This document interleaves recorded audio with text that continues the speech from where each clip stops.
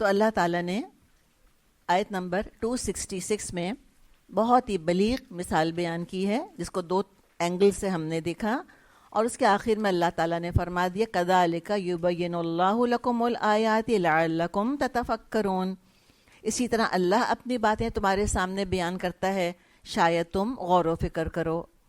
غور کرنا چاہیے ان تماثیل کے اوپر، ان تمثیلوں پہ جو اللہ تعالیٰ نے بیان کی ہیں، کہ اللہ تعالیٰ فرما کیا رہا ہے، بہت گہرائی ہوتی ہے، اور ہماری اپنی عملی زندگی کے لیے بہت سے اسباق ہوتے ہیں، یہ خالی کوئی مینٹل ایکسرسائز نہیں ہے۔ پھر آگے فرمایا یا ایھا الذین آمنو، اے لوگو جو ایمان لائے ہو۔ اچھا، ابھی تک اللہ نے کیا فرمایا؟ ایک تو اللہ تعالیٰ نے فرمایا کہ خرچ کرو، اور کس کے لیے کرو، کس کے لیے کرنا ہے خرچ، کون ہے، کس کا تم رضا چاہتے ہو، کس کی رضا، کس کا اپروول، اللہ، نیت۔ اس کے بعد پھر طریقہ بتایا، کیا نہیں ہونا چاہیے، من اور اذن اور ریا، یہ تین چیزیں نہیں ہونی چاہیے، ٹھیک ہے نا۔ ایٹیٹیوڈ بتایا وہ کیا ہوگا تمہارا دینے کا، پھر ریاکاری کے بارے میں بتا دیا ہم کو۔ اب جو یہاں بتایا جا رہا ہے کہ تم اللہ کی خاطر دے رہے ہو، تم نہ ریاکاری کر رہے ہو، نہ تم احسان جتا رہے ہو، نہ اذیت پہنچا رہے ہو، لیکن کوالٹی دیکھو، کس کوالٹی کی چیز دے رہے ہو۔ اب یہ کوالٹی بتائی جا رہی ہے، کہیں بھی اللہ تعالیٰ نے کوانٹٹی کا ذکر نہیں کیا، اللہ تعالیٰ نے تعداد کا ذکر نہیں کیا۔ اللہ تعالیٰ کمیت نہیں دیکھتا، اللہ کیفیت دیکھتا ہے۔ یہ نہیں کہا کہ تم اتنا خرچ کرنا، کیا کہا، کیسا خرچ کرو۔ اب یہ کیسے کا ذکر ہے یہاں پر؟ تو فرمایا یا ایھا الذین آمنو، اے لوگو جو ایمان لائے ہو، انفقوا، خرچ کرو، من طیبات ما کسبتم، وہ پاک مال جو تم نے کمایا۔ جیسے کہ حدیث میں آتا ہے کہ ان اللہ طیب لا یقبل الا طیبا، اللہ پاک ہے، وہ پاک کے سوا کچھ بھی اور قبول نہیں کرتا۔ تو جب تم پاک خرچ کرو، اس کے دو مطلب لیے گئے۔ نمبر ایک تو یہ ہے کہ بھی تمہاری کمائی کا ذریعہ پاک ہونا چاہیے۔ سور تو کوئی نہیں کھاتا، شراب تو اکثر نہیں پیتے، اللہ کا فضل ہے الحمدللہ، تو کون حرام کھا رہا ہے، لیکن حرام کمائی ہو رہی ہوتی ہے۔ تو کمائی کا ذریعہ پاک، یہ خود بہت بڑا جہاد ہے آج کمانے والوں کے لیے، چاہے مرد ہوں یا عورتیں، کہ گھر میں پاک حلال کمائی آ رہی ہو، اور اس کے لیے دعا کیا کریں، اللہ تعالی ہماری سات پشتوں کو حلال کھلائے اور اللہ ہمیں حلال کھلائے۔ ایک یہ، اور دوسرے من طیبات ما کسبتم، اس سے بعض نے مراد یہ بھی لی ہے کہ زکوٰۃ جب مال سے نکل جاتی ہے تو مال پاک ہوتا ہے، تو زکوٰۃ کے علاوہ طیبات، اب تم نے زکوٰۃ ادا کر دی، 2.5% تم نے دے دیا، اب اس کے علاوہ بھی آخر معاشرے کو ضرورت تو رہتی ہے نا۔ بعض دفعہ زکوٰۃ انسان نکالتا ہے، پوری زکوٰۃ خرچ ہو جاتی ہے اپنی، تب بھی محتاج آتے ہیں مانگنے کے لیے، ہوتا ہوگا آپ لوگوں کے ساتھ بھی ہوتا ہوگا، تو اب کیا کریں، کس کس کو منع کریں؟ تو پھر صدقہ کرے انسان، خیرات کرے، پاکیزہ کمائی تو ہو گئی صدقہ زکوٰۃ نکلنے سے، اب باقی جو ہے وہ مال وہ پاک ہو گیا، اس میں سے اب تم خرچ کرو۔ من طیبات ما کسبتم، جو مال تم نے کمائے ہیں اس میں سے پاک مال خرچ کرو۔ دوسرے، اگر ہم دیکھیں انسانی کمائی، اس کے 4 بڑے ذرائع ہیں، ہے نا، 4 ہی طریقے جس سے کہ مال کمایا جاتا ہے۔ یا تو ہوتی ہے زراعت، ایگریکلچر، یا صنعت ہے، انڈسٹری لگانا، یا تجارت ہے، ٹریڈنگ، یا ملازمت ہے، جابز۔ تو وہ سب طریقے حلال ہونے چاہیے۔ ہر تجارت حلال نہیں ہوتی، ہر نوکری حلال نہیں ہوتی، ہر انڈسٹری حلال نہیں ہوتی۔ تو یہ چاروں جو ذرائع ہیں ان کا حلال ہونا، جس ذریعے سے بھی کماؤ اس کا حلال ہونا ضروری ہے۔ وہ فرمایا اور کس میں سے خرچ کرو، وَمِمَّا أَخْرَجْنَا لَكُم مِّنَ الْأَرْضِ، اور اس میں سے خرچ کرو جو ہم نے زمین میں سے تمہارے لیے نکالا ہے۔ یہ کیا ہے؟ زراعت۔ اب ایگریکلچر کی بات ہو رہی ہے۔ زمین سے مختلف چیزیں نکلتی ہیں۔ کیا کیا نکلتا ہے زمین سے؟ نمبر 1، کھانے پینے کی چیزیں، پھل ہے، غلہ ہے، اناج ہے، مختلف چیزیں ہیں۔ اب اگر یہ زمین سے کوئی اگا رہا ہے اور یہ زراعت کر رہا ہے اور کسان ہے، پھر وہ اپنا غلہ بیچتا ہے، ٹھیک ہے، اس کی بات نہیں کی جا رہی جو میں نے اور آپ نے اپنے گملوں میں دھنیا پودینہ لگا دیا، یہ اس کا ذکر نہیں ہے، بلکہ حقیقت ہے کہ اس میں سے بھی کچھ نہ کچھ کسی کو دے دینا چاہیے. اگر آپ کے یہاں پالک اگ گئی ہے، کوئی ٹماٹر اگ گئے ہیں، ہری مرچیں ہیں، تب اس کے اوپر جو ہے وہ سانپ بن کے نہ بیٹھ جائیں ہم سب، بلکہ دے دیں لوگوں کو. بعض دفعہ پھل ہوتے ہیں لوگوں کے گھروں میں، پھلوں کے درخت ہوتے ہیں، آم، کیلا، تو انسان یا یہ کوکونٹ وغیرہ لگتے ہیں تو انسان دے دے تھوڑا بہت، لیکن بہرحال وہ زراعت نہیں کہیں گے اس کو، وہ تو آپ کے گھر کا معاملہ ہے. یہ باقاعدہ یعنی کمائی کا ذریعہ ہے نا، جن کی کسانوں کا، فارمرز کا ذکر ہے کہ جو بیچنے کے لیے یہ ساری چیزیں اگاتے ہیں پھر ان کو بیچتے ہیں، یہ ہے دراصل زمین کی کمائی. تو اس میں پھر عشر ادا کرنا ہوتا ہے. عشر کتنا؟ مثال کے طور پہ آم ہے یا مالٹے ہیں یا کوئی اور سبزی ہے، گیہوں ہے، وٹ ایور، جب اس کا نصاب 600 کلو گرام بن جائے گا، 600 یا بعض میں آتے 612 کلو گرام تک وہ نمبر ہوگا، اتنی تعداد میں اگے گی کوئی چیز، اس پر عشر ادا کرنا ہوگا. ٹھیک ہے، عشر لفظ پہلے لکھ لیں، عین شین را. کتنی مرتبہ زکوٰۃ کتنی دفعہ دینی ہوتی ہے بتائیں سال میں؟ ایک دفعہ. زمین کی پیداوار کا معاملہ یہ ہے کہ اگر 2 کراپس لگائی ہیں، ایک کراپ 6 مہینے کے بعد نکل آئی تو اس پر دینا ہوگا، پھر دوسری کراپ لگائی، وہ 6 مہینے کے بعد وہ پک گئی، اس پر دینا ہوگا. تو بعض دفعہ ہم کیا سمجھتے ہیں کہ اس خالی بس ہر چیز ونس اے ایئر ہے، نہیں، اس سے زیادہ الیبریٹ ہیں یہ سارے احکامات. تو آپ سوچیں اسلامی حکومت کتنی پیسے والی ہوتی ہوگی جب سب لوگ پیسے دے رہے ہوتے ہیں. امیجن کریں کہ عوام پیسہ دینے والے ہیں اور حکومت ایماندار ہے، تو اس میں آپ سوچیں کہ کیا ترقی، کیا خوشحالی اور کیا ویلفیئر ہوتا ہوگا.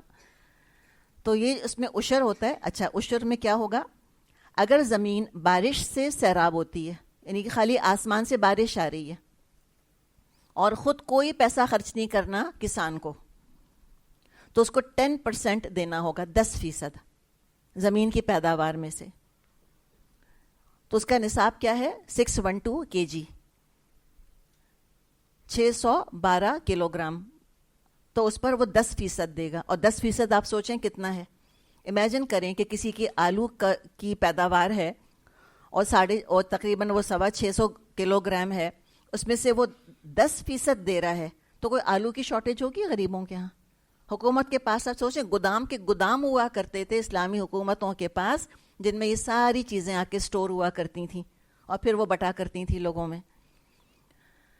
اچھا، اگر بارش سے سیراب ہو رہی ہے تو وہ کتنا دے گا؟ تو وہ 10% دے گا. اچھا، اب اگر خود خرچہ کر رہا ہے، خود اس نے ندیاں نالیاں بنائی ہیں، ٹیوب ویل لگایا ہے، پیسہ خرچ کیا ہے اس نے، اس کے اوپر نہریں کھود کر خود پانی لگاتا ہے، تو خرچہ کر رہا ہے نا، وہ اس کی جیب سے بھی جا رہا ہے. ایسی صورت میں عشر 5% ہوتا ہے، 5%. وہ کم ہو جاتا ہے. پھر انصاف کی بات ہے، اس لیے کہ اب بارش سے تو وہ بارانی زمین تو نہیں رہی، بارش تو نہیں برس رہی اس کے اوپر. اچھا، یہ کھانے پینے کی بات ہو گئی. اور کیا نکلتا ہے زمین سے؟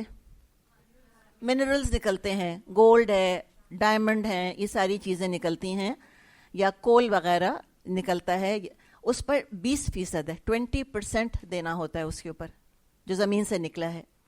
یہ بھی سارا حکومت کے پاس جا کے جمع ہوا کرتا تھا. سوچیں تو 20% اس پہ سے. دیکھیں تفاصیل میں ہم نہیں جا رہے، نہ آپ سوال کیجیے گا، یہ پھر اور پوری فقہ کی الگ فیلڈ ہے، خالی اشارہ کر کے بتایا جا رہا ہے آپ کو. اور کیا نکلتا ہے زمین میں سے؟ بعض دفعہ کوئی خزانہ نکل آتا ہے.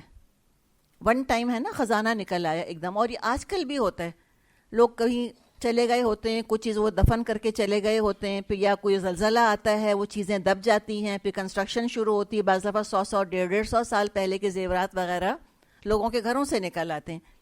تو پھر اگر کوئی خزانہ نکل آیا ہے تو اس پر بھی ون ٹائم 20% دینا ہوگا، 20% آف دا انٹائر ویلیو. اگر خزانہ نکل آیا تو ایک دفعہ 20% اس کے اوپر دینا پڑے گا. پوری مالیت کو ایویلیویٹ کرایا جائے گا، اور جس کے گھر سے وہ خزانہ نکل آیا، کل کو ہو سکتا ہے کہ آپ کے گھر سے کوئی 1000 تولے سونا نکل آئے، یا بہت سارا کیش نکل آئے، پتہ چلا 6 کروڑ روپے کہیں سے نکل آئے، تو کیا کریں گی آپ؟ شرافت سے جا کے اور نیب سے بچتے ہوئے جا کر آپ 20% گورنمنٹ کو دے دیں. اس میں آپ پرسنل آنیسٹی تو دیکھیں. یہ مجھے بتائیں کیسے آئے گا؟ یہ تو کچھ خوابوں کی باتیں لگتی ہیں سن کر کہ کسی کے یہاں سے خزانہ نکلا. خیر خزانہ نکلے گا تو کوئی چھپنے والی چیز تو نہیں ہے وہ. تو بہرحال وہ گورنمنٹ کا اس کے اوپر رائٹ ہے, وہ اس میں سے 20% لے لے گی, باقی 80% آپ کا اپنا. تو ایک تو یہ بات کی گئی کہ اخرجنا لکم من الارض. تو یہ تو دراصل ایک پورا لا ہے جو بتایا گیا. پلس جب لوگوں کے پاس اس طرح سے کچھ ہوتا ہے اپنے گھروں کے اندر, تو پھر وہ اسی میں سے دیتے بھی ہیں غریبوں محتاجوں کو بھی. جو کسان ہے ایک تو ٹریڈنگ کر رہا ہے, ٹھیک ہے نا, اس کا ایک لا ہے فقہ کا جس کا ہم نے ڈسکشن کیا. اب وہ صدقہ کرنا چاہ رہا ہے, کسی کا کھجور کا باغ ہے مثال کے طور پہ, اب وہ چاہتا ہے کہ میں کھجور صدقہ کروں, یا میں آلو صدقہ کروں, یا پیاز یا ککمبر یا ٹماٹر یا جو بھی چیز ہے, اور میں اللہ کے نام پر دوں. نیت بہت اچھی ہے, احسان کوئی نہیں جتا رہا, دکھاوا کوئی نہیں کر رہا, لیکن کیا ہے کہ کوالٹی میں کمپرومائز کر دی. یاد رکھیں کہ لینے والے کے ہاتھ کے اوپر اللہ کا ہاتھ ہوتا ہے, تو وہ دیں جو کہ اللہ کی شایان شان ہے. فرمائے وَلَا تَيَمَّمُوا الْخَبِيثَ, اور تم گھٹیا کی نیت نہیں کرو, منہو اس میں سے, تنفقون جو تم خرچ کر رہے ہو. اتنا گھٹیا مت دو. کتنا گھٹیا؟ وَلَسْتُمْ بِآخِذِي, اپنے آپ کو اس کی جگہ رکھو, لینے والے کی جگہ. تم لینے والے نہیں تھے, إِلَّا أَن تُغْمِضُوا فِيهِ, مگر یہ کہ تم نظر ہی بچا جاؤ. اتنے شرمندہ ہو لیتے ہوئے کہ کیا, اور مجبور اتنے ہو, اور مجبوری کے ساتھ شرمندگی کہ اتنی گھٹیا چیز, لیکن اس کو بھی نہیں چھوڑ سکتے اس لیے کہ گھر میں بچے بھوکے ہیں. اب کیا کریں, لینا تو ہے, لیکن وہ چیز ہے اتنی ردی, ہے اتنی گھٹیا کہ لینے والا لیتے ہوئے اس کی سیلف رسپیکٹ جو ہے وہ ڈیمیج ہو رہی ہے, اس کی عزت نفس پر زد پڑ رہی ہے. ایک تو لینا خود. ایک کام کریں, ذرا ہاتھ تو پھیلائیں, ایک ہاتھ پھیلائیں ذرا یوں کر کے, اور آپ کہیں نا مجھ کو دے دو, کہیں نا, بولیں. آپ کو بولتے ہوئے شرمندگی ہو رہی ہے, اور جو رکھ رہا ہے, ایک تو یہ کیا فیلنگ آ رہی ہے مجھے بتائیں. عزت نفس کمپرومائز ہوتی ہے, اور پھر کہنا کہ مجھ کو دو. انسان پانی پانی نہیں ہوتا اندر سے, ہم پریٹینڈ کر رہے ہیں تو ہمیں شرم آ رہی ہے. کہاں کہ حقیقی ضرورت, اور گھر میں بچے بھوکے بلک رہے ہیں, کوئی بیمار پڑا ہوا ہے, پھر جا کے مانگنا, اور جو رکھ رہا ہے وہ ردی ترین ہاتھ کے اوپر. بھوک لگ رہی ہے, گھر میں وہ کوئی آیا ہے, اس کو کھانا دینا ہے, وہ کھانا کوئی, جیسے ہمارے گھروں میں عام طور پہ ہوتا ہے کھانے پینے کا معاملہ, تو دینے میں کیا دیا؟ باسی روٹیاں یا ٹکڑے کٹے ہوئے بچوں کے کھائے ہوئے آدھے آدھے سینڈوچ یا سڑا ہوا پھل, کہ ہم بھی نہ لیں. الا ان تغمضوا فیہ, مگر یہ کہ ہم آنکھ بچا جائیں, ہمیں اتنی شرمندگی ہو ہم آنکھ اٹھا کے اس چیز کو نہ دیکھ پائیں, اتنی گھٹیا ہوگی وہ چیز. تو بعض دفعہ لوگوں کو دینے کا طریقہ یہ ہوتا ہے, ڈونیشنز بعض دفعہ مانگے جاتے ہیں, اور اس میں جس طرح کی چیزیں آتی ہیں اس کے بارے میں بھی بہت محتاط ہونا چاہیے کہ ہم کس طرح کی چیز دے رہے ہیں. پرانے کپڑے دے رہے ہیں, پرانے برتن دے رہے ہیں, کپڑے دے رہے ہیں, دھو کر استری کر کے تھیلے میں ڈال کر دیں تاکہ لینے والا بھی لے.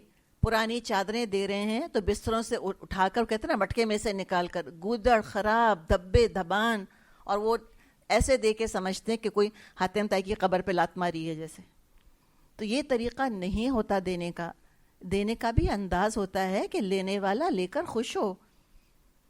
بالکل ہی اس کو جو ہے وہ ہم اس قدر ذلیل نہ کر دیں دینے کے طریقے سے. تو طریقہ بھی بتا دیا, اور کس طرح اور کیا دے رہے ہو یہ بھی بتا دیا. یہاں پر اتنا ردی نہیں دینا چاہیے. تو یہ کہا ہے یہاں پر کہ دینے کے لیے گھٹیا ترین مت نکالو. گھر صاف ہمیں کرنے ہوتے ہیں, گھر میں ہمارے بہت کچھ جمع ہو جاتا ہے, اور اس کو نکالنا ہماری ضرورت ہے. دے دیں, ٹھیک ہے, انشاءاللہ جو بھی استعمال کرے گا انشاءاللہ ہم کو اجر ہی ملے گا. لیکن ایک طریقہ بھی ہوتا ہے کہ وہ گندا, بدبودار, میلا, بالکل چڑمڑ ہوا ہوا ایسے نہیں. ایک طریقہ تمیز سے دینے کا ہوتا ہے.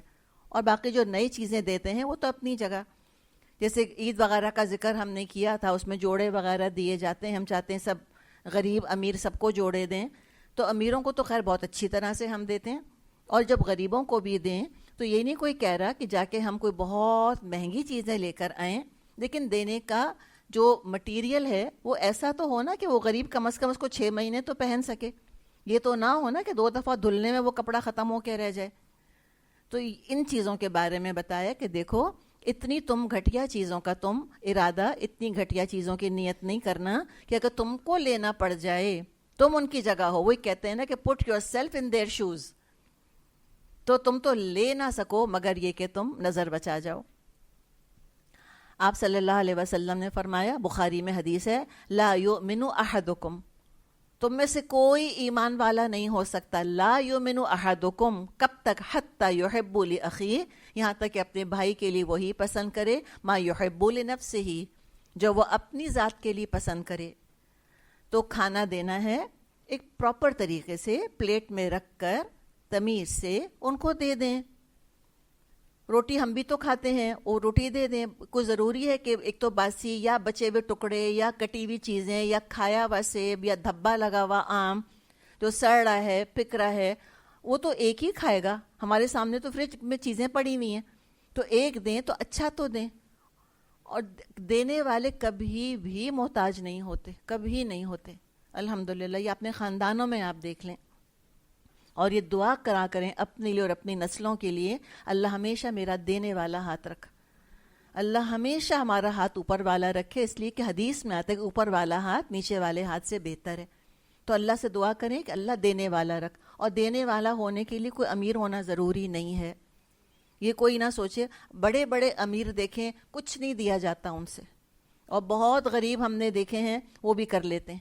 ایسے بھی آپ کو ملیں گے بہت سے واقعات، ایسی مثالیں کہ اتنے بڑے بڑے گھر میں 2 سے 3 لوگوں کی جگہ نہیں ہے، اس کے اندر 10 کمرے بھی ہوں گے، دل اتنے تنگ ہے کہ ایک اور کو برداشت نہیں کر سکتے. اور ایسے بھی آپ کو ملیں گے کہ کوارٹر ہے اور 2 کمرے ہیں اور اپنے بھی 4 بچے ہیں، اور بہن بھی بیوہ ہو کر آ گئی ہے اپنے 4 بچے لے کر، اس کے ساتھ بھی شیئر کر لیں گے، اس کو بھی کما کر کھلا دیں گے. تو یہ بات دراصل ظرف کی ہے. وہی باغ والی مثال کہ باغ ہے بلندی کے اوپر، تھوڑا بھی اگر تھوڑی شبنم یا پھوار پڑ گئی تو بھی پھل لاتا ہے، اور بہت اگر تیز بارش آ گئی تو دگنا پھل لے کر آتا ہے. تو فرمایا آگے، وَاعْلَمُوا، اور جان لو، ان اللہ غنی حمید، کہ اللہ تعالیٰ بے نیاز ہے، بہترین صفات سے متصف ہے. ایک حدیث ہمیں ملتی ہے، واقعہ ملتا ہے برا بن عازب رضی اللہ عنہ سے. خلاصہ یہ ہے کہ نبی اکرم صلی اللہ علیہ وسلم کے صحابہ میں سے کچھ ایسے تھے جو مسجد نبوی میں رہتے تھے، جن کو اصحاب صفہ کہا جاتا ہے. صاد، فا اور ہا یا تا لگا لیں اس کے آگے نا، صفہ. ایک کچھ چھپر سا پڑا ہوا تھا، چھپر سمجھتے ہیں، شیڈ سا بنا ہوا تھا مسجد نبوی میں، اس شیڈ میں وہ رہا کرتے تھے. ان کو اصحاب صفہ کہتے ہیں، اور ان کا نمبر چینج ہوتا رہتا تھا اکارڈنگ ٹو دا کنڈیشنز. تو یہ اصحاب صفہ کون صحابہ تھے؟ خاص کیٹیگری ہے صحابہ کی، بڑا جن کا مقام ہے، جن کو اصحاب صفہ کہا جاتا ہے. سارا وقت ان کا دین کی تعلیم میں لگتا تھا اور آپ صلی اللہ علیہ وسلم کی خدمت میں لگتا تھا. یہ آپ کے جوتے بھی اٹھاتے تھے، آپ کے وضو کا پانی بھی اٹھاتے تھے، یہ قرآن کے قراء بھی تھے. کسی کو سکھانے کے لیے بھیجنا ہوتا، آپ اصحاب صفہ ہی میں سے کسی کو بھیجا کرتے کہ جا کے فلاں قبیلے کو قرآن اور اسلام کی دعوت دے دو اور ان کو اسلام اور قرآن سکھا دو. یہ آپ کی سٹینڈنگ آرمی بھی تھے. جب جہاد کا قتال کا موقع آتا یہ ہتھیار لے کر بھی آ جایا کرتے. تو نہایت قیمتی تھے. کاہلی کی وجہ سے انہوں نے کمائی نہیں چھوڑی تھی، بلکہ جذبے کی وجہ سے چھوڑی تھی، اپنے آپ کو وقف کر دیا تھا دین کے لیے. تو ان کے اخراجات، ان کی غذا کی ذمہ داری معاشرے کے اوپر تھی. تو لوگ کیا کرتے تھے؟ اپنی اپنی حیثیت کے مطابق کھجوروں کے گچھے لا کر مسجد نبوی کے ستونوں سے باندھ دیا کرتے تھے. جب ان کو بھوک لگتی تھی کھجوریں کھا لیتے تھے. کھجور ان کی اسٹیپل ڈائٹ، جیسے ہماری روٹی ہے. اب کیا ہوا کہ جن لوگوں میں فیاضی نہیں تھی وہ ردی اور گھٹیا قسم کی کھجوریں لا کر رکھ دیا کرتے تھے. اس طرز عمل سے روکا گیا کہ ایسے نہیں کرو، گھٹیا مال نہیں دو. آپ صلی اللہ علیہ وسلم نے فرمایا کہ ما نقضت صدقتم من مال، کہ صدقہ دینے سے مال کم نہیں ہوتا، بلکہ بہت سی آفتیں ٹال دیتا ہے صدقہ. الحمدللہ. تو اب آگے بیان کیا گیا کہ ایسا طرز عمل انسان کیوں اختیار کرتا ہے. یہ شیطان سکھاتا ہے اوندھی سیدھی باتیں. الشیطان یعدکم الفقر، یہ شیطان ہے جو کہ تم کو ترغیب دیتا ہے، یہ شیطان ہے جو کہ ڈراتا ہے تم کو فقر سے. یعدکم، وعدہ کرتا ہے، کہتے ہیں اگر دے دیا تو تم غریب ہو جاؤ گے. وَیَأْمُرُکُم بِالْفَحْشَاءِ، اور وہ حکم دیتا ہے تم کو فحش کا، بے حیائی کا تم کو حکم دیتا ہے. کہ دراصل شیطان انسان کے دل میں وسوسے ڈالتا ہے، انسیکیورٹیز پیدا کرتا ہے، نیگیٹیوٹی پیدا کرتا ہے، اور اسباب پر توکل کرواتا ہے کہ تم کو تو یہ اسباب کھلائیں گے، پیسہ کھلائے گا، اور اللہ جو مسبب الاسباب ہے اس کو بلوا دیتا ہے. تو یہاں جو فحشاء کا ذکر کیا گیا کہ تم کو فقر کا حکم دیتا ہے اور فحشاء، تو فحشاء سے کیا مراد ہے یہاں پر؟ کوئی بے حیائی کی بات ہے؟ کوئی کپڑے اتارنے پہننے کی اداؤں کی بات ہے؟ نہیں. کیا فحش کہا گیا بخل کو، مائزرلینس کو کہا گیا ہے فحش. پھر فحش کا ڈیفینیشن بھی ہمارے ہاں بہت ہی نیرو اور لمیٹڈ ہے. تو بخل، کنجوسی بھی فحاشی ہے. اللہ تعالیٰ فیاضی کو، سخاوت کو پسند فرماتا ہے. تو شیطان فقر کا وعدہ کرتا ہے اور وہ تم کو کنجوسی کا حکم دیتا ہے. اسی طرح واللہ یعدکم مغفرۃ منہ وفضلا واللہ واسع علیم، مگر اللہ تم کو اپنی بخشش اور فضل کی امید دلاتا ہے. اللہ بڑا فراخ دست اور دانا ہے. یعنی اللہ نے وعدہ کیا ہے کہ صدقے کے بدلے تم کو معاف فرمائے گا. تو پیسہ دینا دراصل کیا ہے؟ اپنے گناہ معاف کروانا، اور اللہ فضل فرمائے گا. بخاری میں حدیث ہے، آپ صلی اللہ علیہ وسلم نے فرمایا ہر روز جب بندہ صبح کرتا ہے تو 2 فرشتے نازل ہوتے ہیں. ہر روز صبح، آج بھی نازل ہوئے تھے. ان میں سے ایک دعا کرتا ہے، اے اللہ خرچ کرنے والے کو اس کی جگہ اور دے. وہ دعا دے، پتہ نہیں ہم میں سے کس کو وہ دعا دے کر گیا ہوگا کہ اللہ تعالیٰ خرچ کرنے والے کو اس کی جگہ اور دے. کس پہ خرچ کرنے والے پر؟ اپنی ذات پہ. یہ خالی اپنی ذات کی بات نہیں ہے، یہ تو فیاضی کا تو تعلق ہے ہی سارے کا سارا دوسروں سے. اپنے بارے میں تو ہم سب بڑے فیاض ہیں، ہم سب کو ڈیزائنر جوڑے چاہیے، ہم سب کو بہترین کھانا چاہیے. بات یہ ہے کہ دوسروں پہ خرچ کرنا اللہ کی خاطر. تو وہ کہتا ہے اللہ خرچ کرنے والوں کو اس کی جگہ اور دے. اور دوسرا بد دعا کرتا ہے، ایک بد دعا بھی دے کر گیا ہے. دیکھیں پتہ نہیں کس کس کو لگتی ہے. کیا؟ اے اللہ ہاتھ روکنے والے کا مال ضائع کر دے. تو فرشتے کی پھر دعا اور بد دعا تو قبول ہوتی ہے. ایسے ہم بچا بچا کے بعض دفعہ کھانا رکھتے کہ سڑ جاتا ہے فریج میں پڑا ہوا، ہم کسی کو کھانے کو نہیں دیتے. اور نکال کر ہم بعض دفعہ جب دیتے بھی ہیں تو ایسا کھانا کسی کو نکال کر دیتے ہیں کہ واقعی ہم بھی اگر ہوں اس کی جگہ ہم بھی لینا پسند نہ کریں. تو لہٰذا ان چیزوں میں ذرا سا دل کھولنے کی ضرورت ہے. اور ہمارا عجیب پیراڈاکس ہے، ہم پاکستان میں، خاص طور پر پاکستان میں رہنے والوں کا، آپ دیکھ چڑھوا دیں ان سے، ٹھیک ہے نا، کالے بکرے کی شامت بلوا لیں، لیکن اپنے گھر کے نوکروں کو کھلانا نہیں چاہتے. کہتے ہیں یہ کھانا کیوں مانگتے ہیں؟ کھانا کھلانا بہترین صدقہ ہے، بہترین. جو پکا ہے اس میں سے دے دیں، جو اپنے گھر میں پکا ہے اس میں سے اگر کم ہے اپنے ہاتھ سے نکال کر دے دیں. کوئی یہ نہیں کہہ رہا کہ پورا دیگچا اٹھا کے ان کے سامنے رکھ دیں.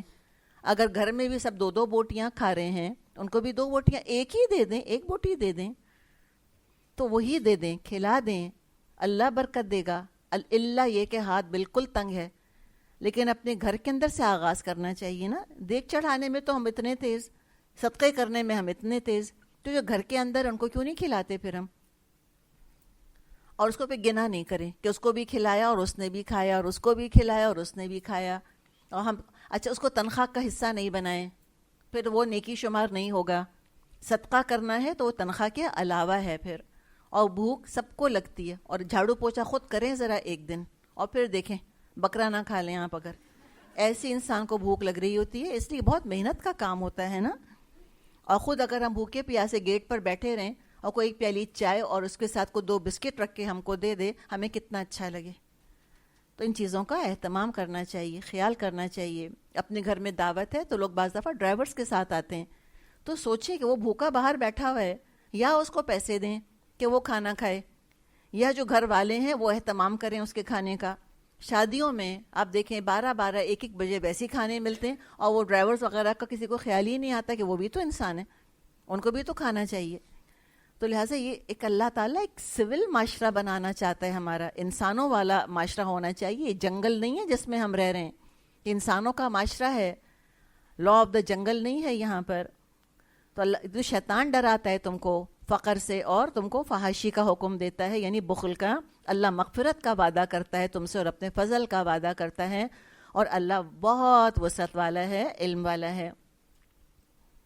یؤتی الحکمت من یشاء، جس کو چاہتا ہے حکمت عطا فرماتا ہے. ومن یؤت الحکمت فقد اوتی خیرا کثیرا وما یذکر الا اولو الالباب، اور جس کو حکمت ملی اس کو حقیقت میں بڑی دولت مل گئی. ان باتوں سے صرف وہی لوگ سبق لیتے ہیں جو کہ عقل مند ہیں، دانش مند ہیں. حکمت کا ذکر آ رہا ہے، انشاءاللہ ہم سورہ لقمان پر پہنچیں گے، وہاں تو اور تفصیل کے ساتھ اس کا ذکر آئے گا. بخاری میں حدیث ہے، آپ صلی اللہ علیہ وسلم نے فرمایا کہ رشک 2 آدمیوں کے سوا کسی پر جائز نہیں. انوی جس کو ہم کہتے ہیں، انوی کرنا، 2 آدمیوں کے سوا اور جائز نہیں ہے. کسی کو انوی نہیں کرنا چاہیے.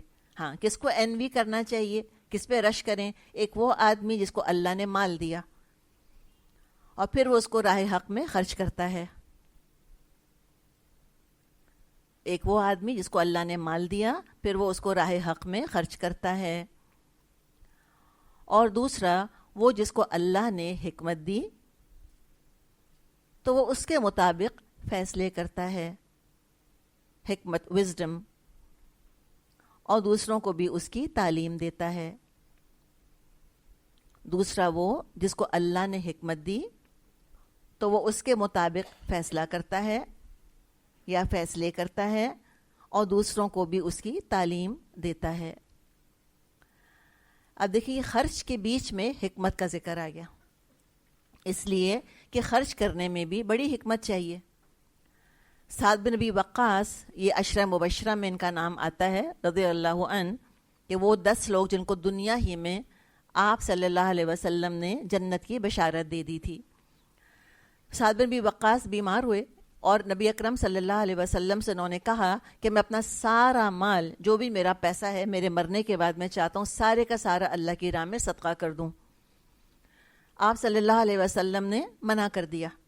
آپ نے فرمایا کہ نہیں، اولاد کو فقیر چھوڑنا اچھی بات نہیں ہے. یعنی ایسا بخل نہ کرے انسان کہ پیسے میں جان اٹکی رہے، اور نہ ایسا خرچ کرے کہ کل خود محتاج ہو کر بیٹھ جائے. ایسا ہاتھ چھوڑے سارا دے دے، خود محتاج ہو کے بیٹھ جائے اور خود زکوٰۃ پر ڈیپینڈنٹ ہو کے بیٹھ جائے اور ہاتھ پھیلانے لگ جائے دوسروں کے آگے. تو اس میں بھی پھر بہت حکمت چاہیے. اور حکمت کے اور بہت سے وسیع معنی ہیں. ایک سلیم عقل انسان کے اندر ہوتی ہے، فطرت سلیم ہوتی ہے. حکمت یہ گاڈ گفٹڈ بھی ہوتی ہے. حکمت بعض لوگوں کو اللہ دیتا ہے حکمت، اور جہاں بھی حکمت والے موجود ہوتے ہیں وہاں مسائل حل ہوتے ہیں. سب سے بڑا فائدہ، ایک حکیم انسان معاشرے کے لیے بہت فائدہ مند ہوتا ہے. ایک اس کی فطرت بالکل سلیم ہوتی ہے، کام ہوتا ہے، بالکل پرسکون ہوتا ہے وہ، اور ای کیو ہوتا ہے اس کے اندر. دیکھیں، حکمت یہی ہے نا کہ کہاں بولنا اور کیسے بولنا. یہ تو بہت بڑی بات ہے. پتہ چل گیا مجھ کو کہ یہ بات غلط ہے، اب کس وقت میں کہوں کہ یہ بات غلط ہے، وہ ہے حکمت. تو وقت کا اندازہ لگانا، ماحول کو دیکھنا، ای کیو جس کو کہ ہم کہتے ہیں، ایموشنل کوشنٹ ہوتا ہے لوگوں کے اندر. ان کے اندر حساسیت ہوتی ہے دوسروں کے بارے میں، جو منہ میں آیا بولتے نہیں چلے جاتے. جیسے کسی نے کہا ہے نا، it's very easy to be correct, it's very difficult to be kind. صحیح ہونا اپنی جگہ اور نرم ہونا یہ ایک اور اینگل ہے. بالکل very easy to be correct, very difficult to be kind. تو یہ ہے دراصل حکمت، کہ کہاں مجھ کو نرمی کا مظاہرہ کرنا ہے، کہاں سختی کا، کیا بولنا ہے، کب بولنا ہے. اللہ سے حکمت مانگنی چاہیے. ابراہیم علیہ السلام نے مانگی, رب حبلی حکمن و الحقنی بالصالحین, اللہ مجھ کو حکم حکمت عطا فرما, مجھ کو صالحین کا ساتھ عطا فرما دے. اور حکمت میں کیا ہے؟ جذبات پر قابو, ری ایکشنری نہیں ہوتے, رسپونڈ کرتے ہیں. اسی کہ ٹھہراؤ ہوتا ہے نا, ایک دم نہیں بھڑک جاتے. صحیح علم کا ہونا اور اس صحیح علم کو صحیح جگہ پر اپلائی کرنا, انجام پہ نظر رکھنا اور پھر کام شروع کرنا. بول تو دیا, سوچا یہ بولیں گے, تو پلیز پہلے تھوڑی سی ریہرسل کر لیا کریں. جو ہم نے کل پاور آف امیجنیشن پہ اتنی لمبی چوڑی تقریر کری اور سنی تھی, یہ جو قوت تخیل اللہ نے دی ہے, آج یہ اور یہ اور یہ کہہ دیا, کل اثر کیا ہوگا اس کا؟ جو کہیں گے لوٹ کر آئے گا, پلٹ کر آئے گا. What goes around comes around. سوچ لیں اچھی طرح, حکمت کے ساتھ عمل کریں کہ آج یہ میں کام کر رہی ہوں, کل نتیجہ کیا نکلے گا. تو جہاں حکمت والے لوگ ہوتے ہیں وہاں لوگ ذہنی طور پہ پرسکون ہوتے ہیں. وہ حکمت والے لوگ پارٹ آف دا سولوشن ہوتے ہیں, وہ پارٹ آف دا پرابلم نہیں ہوتے. اور جن میں حکمت نہیں ہوتی, بعض دفعہ بڑھاپا آ جاتا ہے, بزرگی نہیں آتی. عمر کے ساتھ بھی حکمت آنی چاہیے. اللہ سے دعا کریں اللہ تعالی ہمیں حکمت عطا کرے. ہر بوڑھا جو ہے بزرگ نہیں ہوتا, اللہ ہمیں بزرگ بنائے, اور بزرگی آتی ہے حکمت کے ساتھ. اور یہ بہت بڑی دولت ہے. اللہ نے کہا کیا ہے اس کو, من یؤت الحکمت فقد اوتی خیرا کثیرا, جس کو حکمت دے دی گئی خیر کثیر دے دیا گیا اس کو.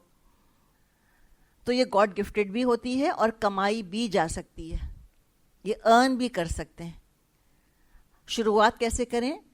کم بولنے سے, بہت تر نہ بولیں, بے فائدے باتیں نہ کریں, کمنٹس نہیں کریں, ڈسکشنز کو کم کر دیں. پھر آپ دیکھیں کیسے انشاءاللہ ٹھہراؤ اندر سے آئے گا. تو اپنے آپ کو اس طرح کنٹرول کر کے رکھیں باتوں میں. نمبر 2, ریئیکشن نہ کیا کریں ایک دم. Don't react immediately. تھوڑا سوچ کر کہ یہ میں کروں گی تب ہوگا کیا اس کی جگہ. تو انجام پہ نظر رکھ کر آج عمل کرنا, یہ بہت حکمت والی باتیں ہیں. چلیں الحمدللہ ہم یہیں تک کرتے ہیں.